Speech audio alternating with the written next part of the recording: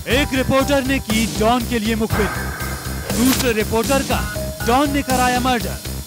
देश की सबसे सनसनीखेज साजिश, रिपोर्टर्स का डॉन कनेक्शन। जी हाँ, रिपोर्टर्स का डॉन कनेक्शन, इसी पर आज हम चर्चा कर रहे हैं। खास मेहमान हमारे साथ बने हुए हैं, अनिरुद्ध बहल हमारे साथ है, शीला भट्ट हमारे साथ है, वाईसी पवार साहब हमारे साथ बने हुए हैं। शीला जी, आपसे मेरा सवाल यही कि आप मुंबई को अच्छे से समझती हैं और जिस तरीके से जिग्ना वोरा की गिरफ्तारी की खबर हमें मिली है, आपको क्या लगता है, आप सिर्फ और सिर्फ इन्फॉर्म किया होगा या कॉन्स्पिरेसी में भी वो शामिल रही होंगी? क्योंकि 302 मर्डर का भी उनके ऊपर यहाँ पर IPC की धारा लगाई गई है। नहीं, उनकी अरेस्ट हुई है, मतलब बात सीरियस है। कॉन्स्पिरेसी में वो है या नहीं, लेकिन मुझे लग रहा है कि बॉम्बे पुलिस अपनी शाख को इतनी नहीं गिरने देगी कि कोई पत्रकार पे हाथ लगाए और फिर उसको अरेस्ट भी कर दे। और आज पृथ्वीराज चौहान और होम मिनिस्टर दोनों को पूछ के ही ये हुआ होगा। इतनी बड़े मुझे लग रहा है कि बात सीरियस होगी तभी कुछ हुआ होगा। बिल्कुल ये नहीं होगा कि अरेस्ट के पहले पुलिस को कुछ भी नहीं मिला हो। इसलिए जी शीला जी एक सवाल अनिरुद्ध, चूंकि आप लगातार इन्वेस्टिगेटिव रिपोर्टर का काम करते रहे हैं, आपने बड़े बड़े स्टिंग ऑपरेशन भी किए हैं, आपकी कई खबरें सुर्खियों में लगातार पिछले 10 सालों में रही है। एक सबसे बड़ा सवाल, रिपोर्टर्स जब अंडरवर्ल्ड के डॉन से रिश्ता बनाता है, संपर्क करता है इंटरव्यू के लिए या खबरें निकालने के लिए, कब लगता है कि रिपोर्टर डॉन के इतना करीब हो गया, या क्या वजह होती है कि कोई अंडरवर्ल्ड डॉन, चाहे छोटा शकील हो या इकबाल मिर्ची हो या दाऊद इब्राहिम हो या छोटा राजन हो, वो कब ओबलाइज करने लगता है रिपोर्टर को, या कब लगता है किस तरह की खबरें वो चाहता है अंडरवर्ल्ड अखबार में छपे, और वो अखबार में खबरें अगर रिपोर्टर लिखता है तो उससे रिश्ते इतने बन जाते हैं, जैसे रिश्ते की बात कही जा रही है जिग्ना वोरा के लिए, या पहले कहा जाता था माफ करें जे डे के लिए।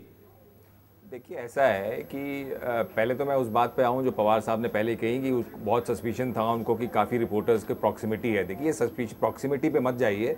एक मैं उदाहरण देता हूँ, रॉबर्ट सावियानो एक है, इटालियन रिपोर्टर, माफिया के साथ कितने साल अंडरकवर रहे, फिर उन्होंने एक किताब लिखी गुमोरा, और आज ऐसा है कि सारी माफिया के लोग उनके पीछे पड़े हुए हैं और उनको सिक्योरिटी लगती है 10 लोगों की एक साथ, और रिपोर्टर्स भी मतलब बहुत ही जोखिम का उन्होंने काम किया। और जहाँ तक ये बात है कि लाइन क्रॉस करने का हर एक का पास एक इंटरनल इंस्टिंक्ट होता है कि वो कहाँ लाइन क्रॉस, कभी कभी वो कह सकते हैं क्या पता है कि आप ये मैसेज कन्वे कर दो किसी को। अगर आप इस चक्कर में पड़ेंगे, ये होता है माओइस्ट के साथ भी।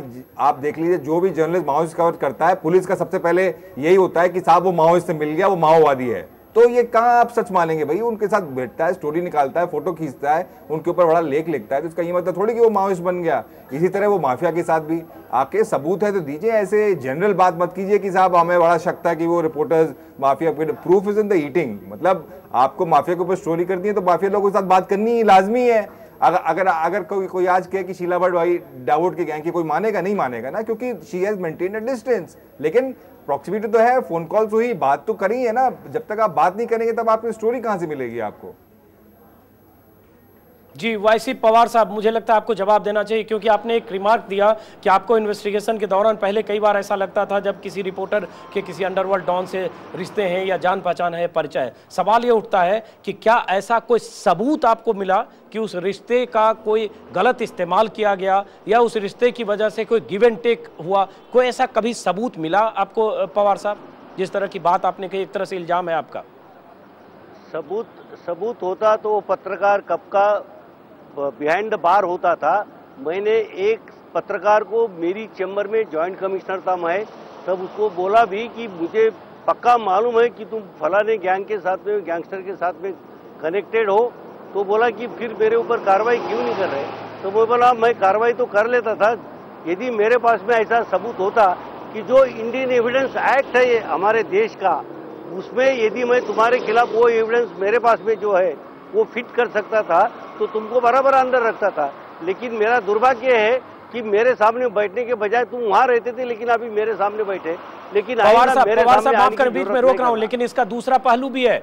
पुलिस कई बार देश भर में, हर जिले, हर राज्य, हर शहर की पुलिस दर्जनों ऐसे लोगों को हर महीने पकड़ती है जेल भेज देती है, तमाम तरह के केसेज फैब्रिकेट करती है और अदालत से साल 2 साल बाद छूट जाते हैं लोग। और कई ऐसे मुकदमे हैं, कई ऐसे मामले हैं, शायद हजारों और लाखों, जब पुलिस के पास कोई सबूत नहीं था और पुलिस ने एक पूर्वाग्रह के साथ किसी को पकड़ा और किसी केस में बुक कर दिया। हमें देखना होगा कि जिग्ना वोरा के मामले में पुलिस के पास कितने सबूत हैं। जो पुलिस कई हफ्तों की तहकीकात के बाद भी, इन्वेस्टिगेट करने के बाद भी ठोस नतीजे पर नहीं पहुंची है, उसी मुंबई पुलिस ने एक पत्रकार को अरेस्ट किया है इस आरोप में कि उसने छोटा राजन को कुछ सूचनाएं मुहैया कराई। देखना होगा कि क्या पुलिस वाकई सबूतों के साथ इसे साबित कर पाती है या बाद में पता चलता है जिग्ना वोरा पुलिस की साजिश का शिकार हुई है। रूबिका, बहुत बहुत शुक्रिया।